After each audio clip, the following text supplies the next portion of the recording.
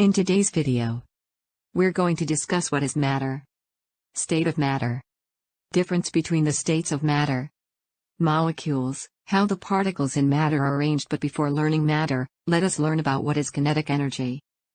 So what are we waiting for? Let's dive into the video. In physics, the kinetic energy of an object is the energy that it possesses due to its motion. For example, this image. This object is a classic example of moving object. In kinetic energy, it is defined as work which is needed to accelerate a body of a given mass from rest to its stated velocity, as this image represents. Having gained this energy during its acceleration, the body maintains this kinetic energy unless its speed changes. For example, from a slow car to a fast car. Now, we have understood the base of the video, and let us learn about the foundation.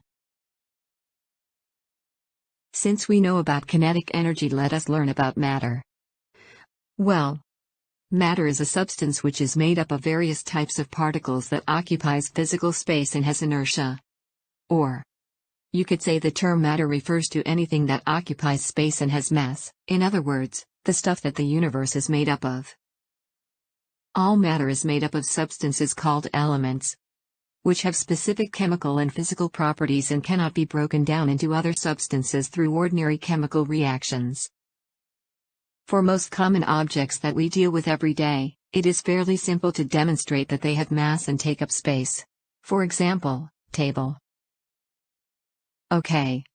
Now let's learn what are elements. Any substance that cannot be decomposed into simpler substances by ordinary chemical processes are called elements. For example, gold and carbon. Elements are the fundamental materials of which all matter is composed. In physics, a state of matter is one of the distinct forms in which matter can exist. 4 states of matter are observable in everyday life: solid, liquid, gas, and plasma. But for now, let's learn about solid, liquid, gas. Solid is one of the 4 fundamental states of matter. The molecules in a solid are closely packed together and contain the least amount of kinetic energy. A solid is characterized by a structural rigidity and resistance to a force applied to the surface. Solids have fixed shapes that are hard to break apart because individual particles do not have enough energy to escape individually. Solids are always in a regular lattice pattern. Liquid. A liquid is a nearly incompressible fluid that conforms to the shape of its container but retains a constant volume independent of pressure. As such, it is one of the 4 fundamental states of matter, and is the only state with a definite volume but no fixed shape. In liquid, molecules have spaces to move. Liquids contain particles that roll around each other and settle on the bottom of their container. The particles are generally slightly further apart than in a solid. Gases. Gases is one of the 4 fundamental states of matter.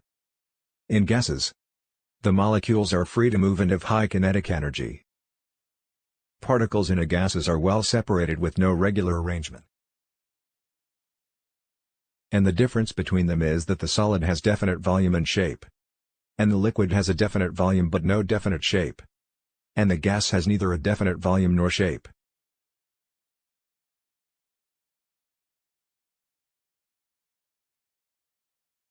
Well, molecule is a group of 2 or more atoms held together by attractive forces known as chemical bonds, which, depending on context or on the term, may or may not include ions which satisfy this criterion.